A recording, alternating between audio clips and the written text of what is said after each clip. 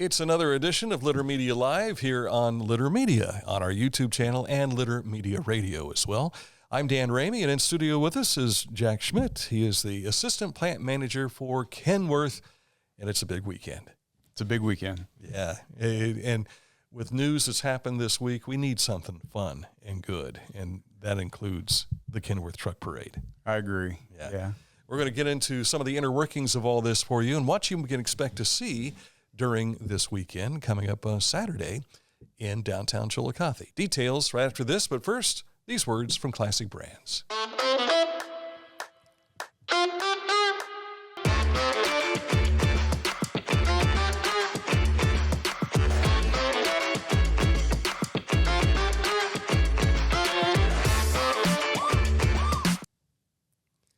With Jack Schmitt from Kenworth, world's best truck.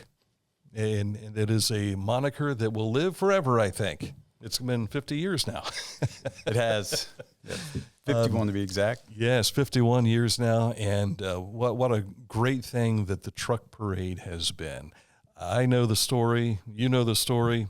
Viewers may not know the story. Where did this idea begin for you?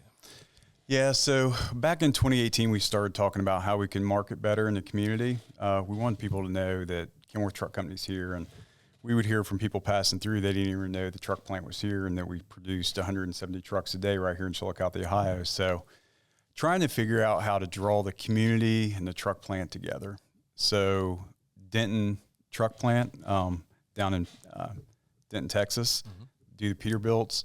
They had a truck parade that they put on. So Stacy Robinson and I went down and we viewed it and took some notes, came back here and put some plans together. We were actually planning on kicking one off in 2020 and then COVID hit. So our first parade was in 2022, went off without a hitch, and we've been going ever since. So we've been blessed to be able to celebrate something major every year. So obviously the first year we kicked it off in 2022. 2023, we celebrated 100 years of Kenworth's, and last year we got to celebrate 50 years in Chillicothe, Ohio. So this year we are going to celebrate the sunset of our legacy truck, the W900. It's the last year for that truck. So we're building 1,000 of them up in Seattle, Washington. It's kind of what we consider a cowboy truck. It's one of the trucks that the individual owner operator or specialty truck to the fleet they'll buy for a certain driver. So it's a special truck in the trucking community and also for our fleet. So we're excited about that. That's going to be the last truck in the parade this year. So we'll be happy to celebrate that. Yeah, super.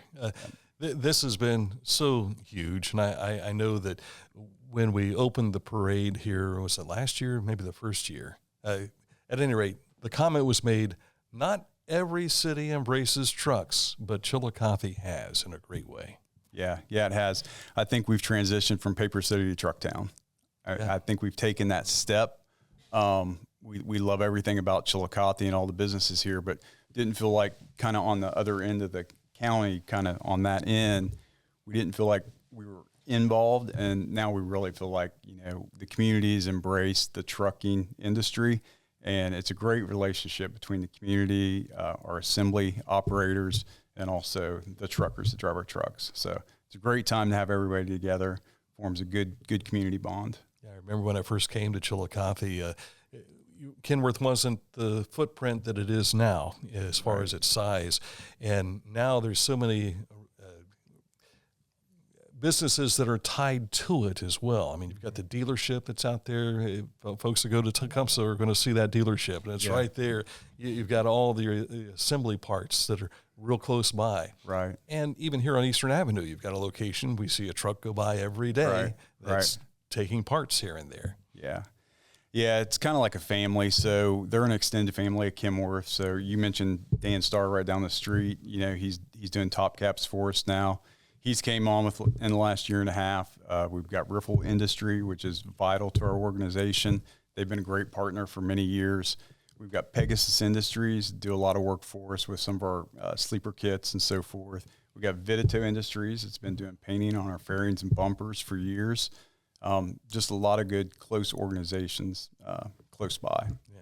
And to see these in action on the roadway, I know when I traveled last year, I looked at every truck that went by, and I counted the Kenworths, and it's really cool. And I wanted to honk my horn at them when I went by. Yeah. And I'm sure they would have thought that guy is crazy. He's sad. But it's really cool to see the other side of it. Yeah.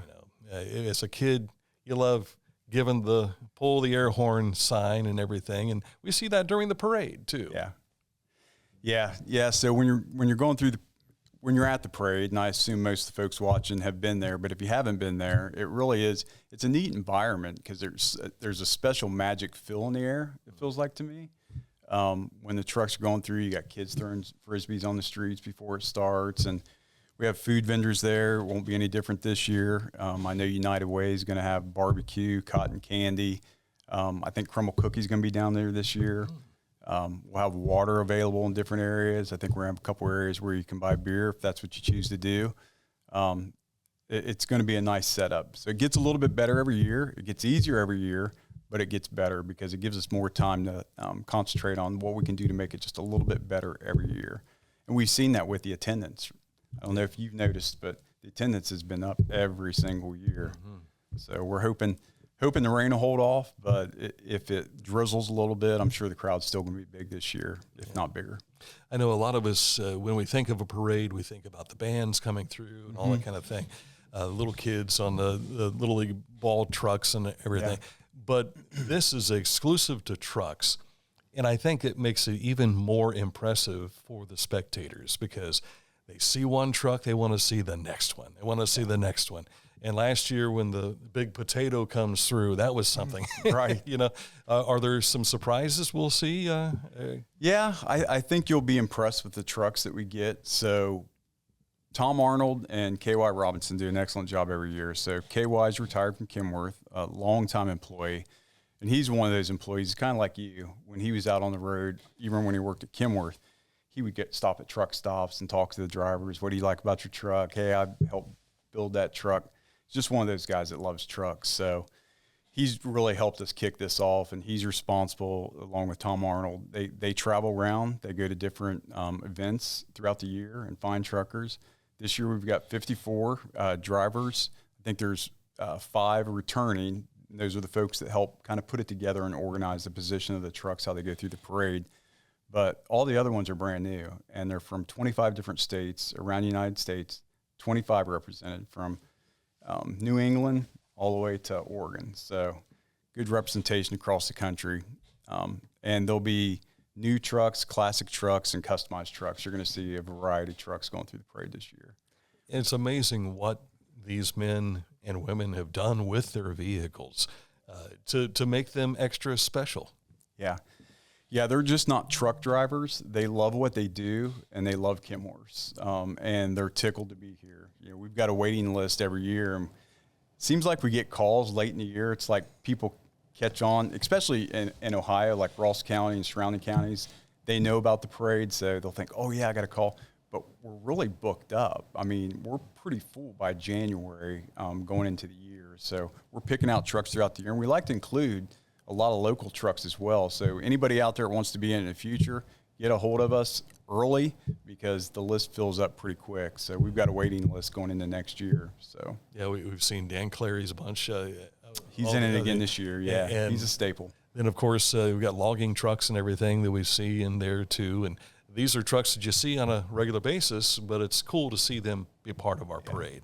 Yeah, we wanted to keep it trucks. We've been approached by a few people. Can these people be on a trailer and we take them through and stuff? But we really want it to be a truck parade, right? We want the focus to be on the owners and operators of Kenworth, people that are proud of them, and fix up their trucks and just to show. So that's kind of where we want the focus to be. Yeah.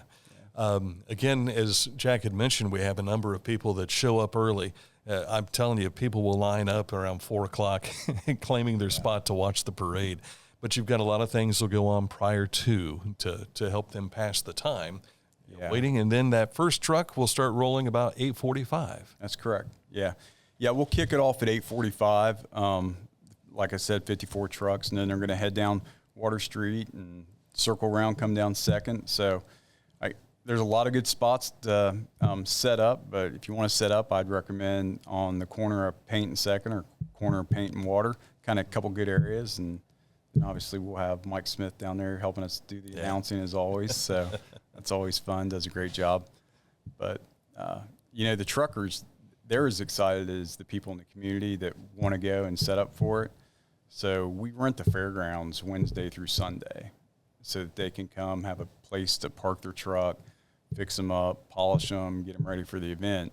And they have a dinner for themselves, and they kind of congregate and get to know each other because there's a lot of storytelling, a lot of good times out there.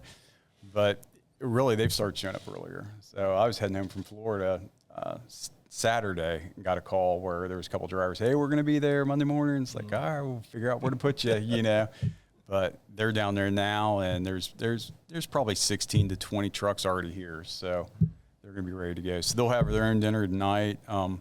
We also want to treat them like family, want them to feel like they're a part of the Kenworth community, which they are. So they're going to be at the plant Friday, starting about 10 a.m. We're going to take 7 groups of 14 people through the plant. We'll give them a plant tour, them and their families. We're going to treat them to lunch. And then that night, we're going to recognize them for being part of the 2025 parade, and we're going to give them a plaque dedicated to this year's parade. And they're always real pleased to get those. I know I've been on some of those tours with them, and some of them knew about how their truck was made, but others that haven't, they're just blown away by what they're seeing. Yeah. And all this happens right here in Chillicothe in our own backyard. But then I really like the driver introductions and things that you do on Friday night, those recognitions. When they get a plaque or whatever, it's incredible to see them being recognized for what they do on a regular basis. Yeah. It's like most of the people that come, it seems like it's generational. It's like their story is that they helped their grandfather, they helped their father, they used to clean wheels before they were a driver. It's like it's generations of Kenworth family. So it's not just them and they like their truck. It's part of who they are and how they were brought up. So it really means more than just the truck. It's my truck, it's my family, it's where they're built, it's the community where it's built. It just kind of all blends together on Saturday. Yeah. Now, I've always been downtown. I know you've been downtown during this too, but I got to imagine a lot of these trucks leaving the fairgrounds and making their way down to Yoctangi Parkway so that they can line up for the parade. That's got to be an awesome sight. Yeah, so we've changed it a little bit. So Tom does a great job of organizing that. So we have them down at our truck plant because we've got a family day, which is meant for the family members of Kenworth, and we set up like a truck show. So it gives all of our employees at the plant an opportunity to talk to the drivers, spend time with them, ask them questions. The drivers can ask questions of the employees. It's just a great time for those groups to interact. And we used to, at that point, try to line them up at the plant and then drive down, but it was very hard to get everything set up. So Tom changed it, and they leave from the fair, and they drive directly down. So he's actually, Kerry Wolf's been working with him. They put up numbers based on how we're going to have them throughout the parade. We're going to park them down at the fair in the order on how they're going to do the parade. So really, it's going to be easy this year. They're just going to pull out in the order to park, and we should be good to go. Yeah, I know a lot of people like to walk Yoctangi and take a look at the trucks before the parade. Yeah, so that's pretty cool for them too. Again, everything starts about 8:45. Does. And the reason for that is because we want it to be dark enough so that the lights and things that are customized on these trucks really stand out. Yeah. And some of them have been out of this world. Yeah. That's my favorite part of the show is when it starts getting dark and they got their lights on, they got the trailers and they're coming through. I like the combos with all the lights. I think everybody's got their favorites, but that's what I really like when they come through. Yeah. They come under that majestic sign and take a picture. It sets up, it's a calendar waiting to happen. Mm-hmm. Yeah. I need to ask you, some of these conversations that drivers and employees have had, has anything turned out to be like, oh, what a great idea? Or have you gleaned anything from that might have made its way into the making of a new truck? It's interesting you say that. We had some of our folks down from design 2 years ago, and they were actually interviewing the owner-operators and asking what they like, what their favorite what their favorite thing on the truck was as far as the design standpoint from looks, on customizing.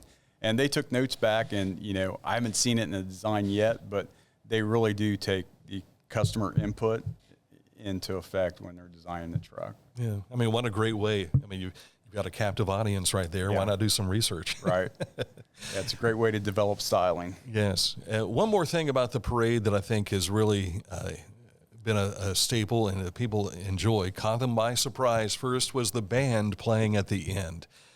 Seeing a band on the trailer going through the parade, playing during the parade was awesome, but then the concert afterwards. So who's this year's band? This year we're having Blaine Bunting. He's from Nashville, Tennessee. So last couple of years we've had Scott Collier. He's put a group together. It's been the Mance brothers. They've done an outstanding job.